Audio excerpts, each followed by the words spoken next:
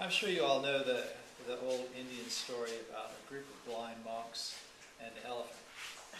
Each monk examines a different part of the elephant. One touched its tusk and says that an elephant is like a plowshare. One grabs its foot and says, no, an elephant's like a pillar. Another touches its ear and says it's like a winnowing basket, and so on. And I'm reminded of this story whenever I'm asked to talk about mindfulness in a kind of general way like this. As you can imagine, being a Dharma teacher, I talk about mindfulness quite a bit, but in a Buddhist context, usually I take one little corner of it. Because in Buddhism, the concept is woven through the teachings, and it has a lot of different aspects in different contexts. It's a method of meditation. It's a way of working with your attention in daily life.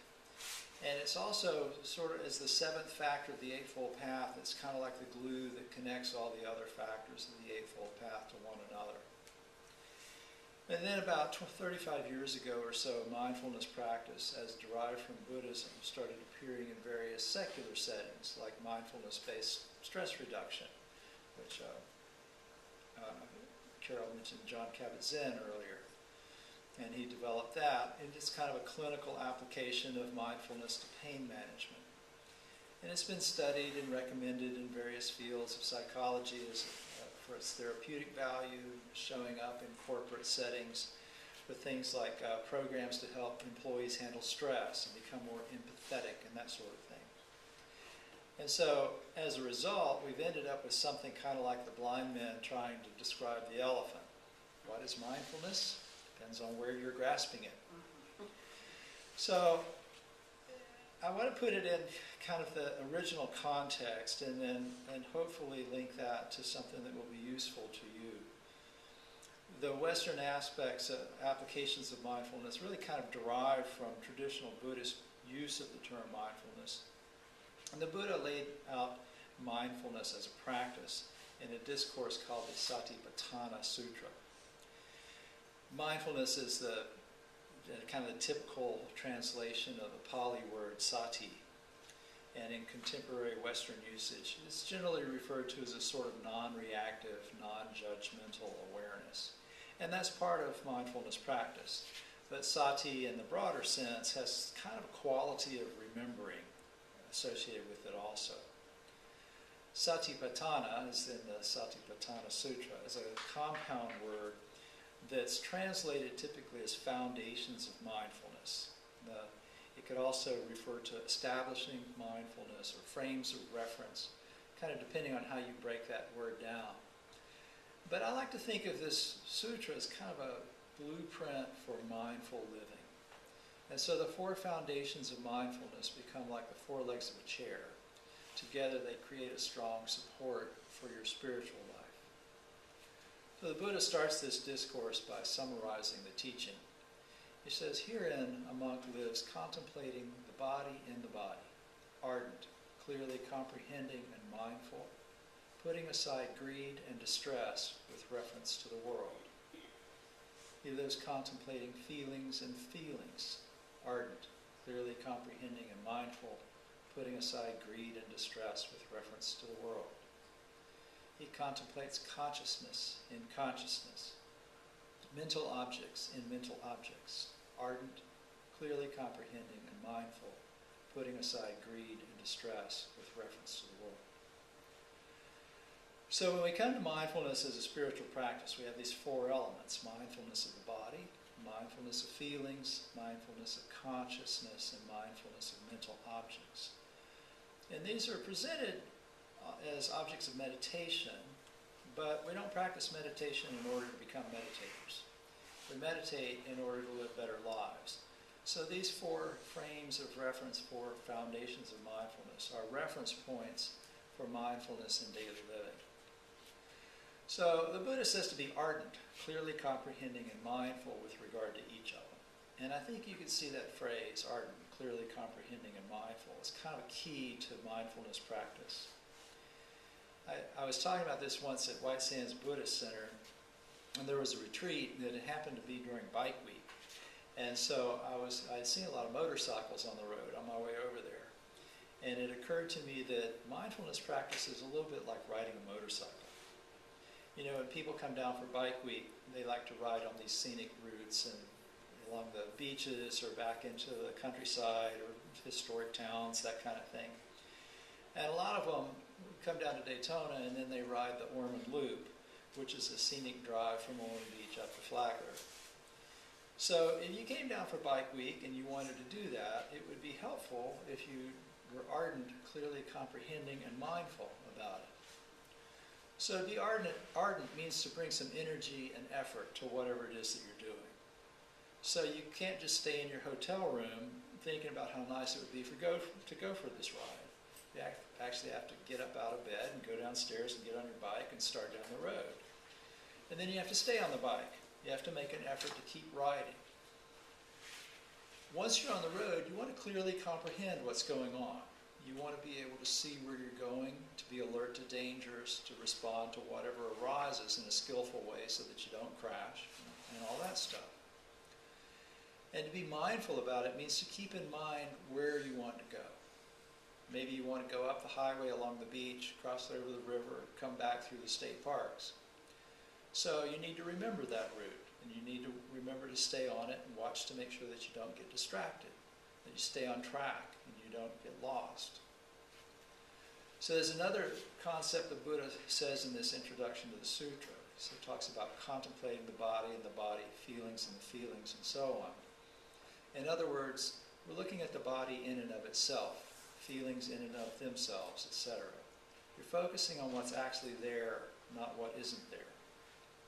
So mindfulness means paying attention to what's going on here and now. If you're on a motorcycle, you're not thinking about how nice and warm your bed was back at the hotel, or reliving some rude thing that somebody said to you last night at the bar. You're paying attention to your surroundings, and that way you don't miss the beautiful Spanish moss hanging from the oak trees or the dolphins playing in the surf offshore. He also talks about contemplating these objects, putting aside greed and distress with reference to the world. So if you encounter an obstacle, you deal with it skillfully. You might have to stop for a traffic light. It doesn't mean you get mad and give up. You might see a bar over by the roadside with a bunch of bikes parked around it. Think maybe there's a party going on there, but you stay on your path anyway. So you're not waylaid by things that come into your awareness. Put aside attachment and aversion with reference to those things. So if you're meditating on your breath, you stay with your breath, regardless of whatever arises. So when you put this to work with developing your knowledge of the body, feelings, and so on, you start to develop a deeper insight into the nature of these things. So much of the Satipatthana Sutra covers the first of these frames of reference, mindfulness of the body. And I know a lot of you have done mindfulness of breathing, and that's typically where that starts. Here's what the Buddha said about that. He said, how does a monk live contemplating the body in the body? He sits with his legs crossed, keeps his body erect, mindfulness alert, ever mindful he breathes in, mindful he breathes out. The instructions continue from there, but basically the idea is to be very closely aware of your breath and what it's doing as a function of your body. So again, you put effort into observing your breath, you keep your attention on it, you remain aware of what the mind is doing while you're sitting there breathing. And as you do this, the breath and the body become very calm, and you experience that calmness. This is 90% of what you need to know about how to practice mindfulness. In doing this mindfulness of the breath, you're ultimately also going to become mindful of feeling, mental objects, and consciousness, really by letting this calming down and seeing clearly happen. The Buddha talked about some other tools for cultivating mindfulness of the body, and you probably have to ordain as a Theravada Buddhist monk in order to learn how to practice them, because there's mindfulness of 32 parts of the body where you contemplate it as skin and bones and organs and things like that. And there's mindfulness of the body as physical elements, and like earth, air, and water, and this kind of thing. And I've worked with all of those things when I was in the Thai order. And they're useful. There's also mindfulness of postures, which includes things like walking meditation. And that's very useful. A lot of people work with that. But when we're meditating, And at other times, of course, we often have feelings arise. And by feelings, I mean physical sensations, along with what you might call spiritual feelings. Feelings that arise in the heart when we're remembering something sad that happened, or when our mind becomes very calm and a blissful state arises, that sort of thing. So many people largely allow their lives to be ruled by their feelings.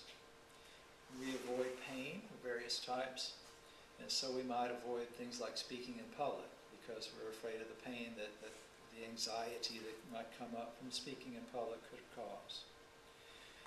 But when we bring mindfulness to this, we can start to pare feelings down to their essence, to what they really are. Feelings in and of themselves. So basically that means a feeling is pleasant, it's unpleasant, or it's neutral. And that's really it. None of those things are anything we need to run away from. We can have an unpleasant sensation while we're meditating, and that doesn't mean we have to stop concentrating. It's simply an unpleasant sensation. And it's the same in life. Not too long ago, there was a young fellow who was telling me about a stressful situation that he was dealing with his family, and he wasn't sure what to do with it. And I mentioned a mindfulness practice that we talk about in a prison mindfulness program, where they tell inmates when they're stressed, like waiting in line in the chow hall and there's some issue going on or something like that, just to feel their feet. If you're in a stressful situation, you can shift your attention to something that's happening in your physical body at that moment, like the way your feet feel when you're just standing on the floor. And grounding your attention in a neutral sensation like that, paying attention deliberately, will take you out of the looping of stressful thoughts. And this gives you some space between what's going on and how you react to it. So you're less likely to get more stressed out or to do something that would create a worse situation. Even kind of being in the moment during stress and just seeing whatever's going on as an unpleasant feeling can do a very similar thing. But the third and fourth foundations of mindfulness are instructions on contemplating consciousness itself and the mental phenomena that arise within it. So essentially that means to be aware of your mental states along with the various forms of clinging and aversion that are associated with stress and suffering, or with tranquility and happiness. So this engages this remembering aspect of sati, the Pali term. We remember to bring that mindfulness to our experience of meditation and to our experience of life with regard to the things that the mind fabricates. In general, circumstances are neutral. For the most part, stress and suffering arise due to the way the mind engages with our circumstances. So I probably say this every couple months, but it's important. I want to make sure you hear it. Our experience of life, and whether it's good or bad, has very little to do with what happens. It has almost everything to do with how we use our attention. So the third and fourth section of the Satipatthana Sutra are really about being aware of what the mind itself is creating and how those fabrications affect our mental state. So the discourse contains a very long list of mental qualities to be developed and mental factors to be transcended. And you can look at those sometime if you want, or just keep coming and listening to me talk, because I use them as basis for talks quite frequently. But for now, there's a couple of things that I'd like for you to kind of take away with you today. First, consider this word contemplation, which I've used several times in this. Usually when somebody says, I'm contemplating something, we really mean we're thinking about it. So if I say, well, I'm contemplating, what to do after services today, that means I'm thinking about which route to take home, maybe where to stop for lunch and that sort of stuff. But in this context, contemplation refers really to the entire process that's necessary for knowing something in as complete and realistic a way as possible.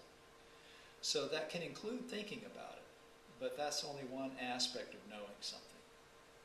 So to contemplate the body, for example, you start by intimately knowing your breath. You concentrate on your breath first to the exclusion of everything else, and then as you become calmer, and see your experience of the breath more clearly, you see that the breath begins to actually include everything. I can't really tell you how to do this. You kind of have to do it, and you'll see it happen. You experience the rise and fall of the breath, and you know that everything else in your body and in the bodies of all other beings comes and goes, just like inhaling and exhaling.